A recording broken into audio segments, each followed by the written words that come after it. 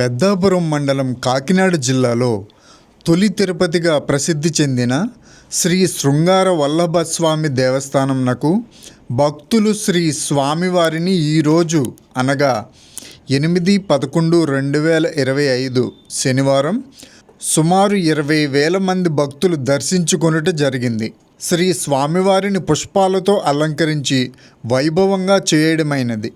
ఈరోజు ప్రత్యేక దర్శనం టిక్కెట్ల ద్వారా 2,45,750 రూపాయలు రాగా, మరియు అన్నదాన విరాళముల ద్వారా 78,315 రూపాయలు, మరియు కేశఖండన ద్వారా 5,920 రూపాయలు రాగా, తులాభారం ద్వారా 450 రూపాయలు, లడ్డూ ప్రసాదం ద్వారా 29,895 రూపాయలు రావడం జరిగింది. అంటే టోటల్గా స్వామివారికి ఆదాయం 3,60,330 రూపాయలు సమకూరింది.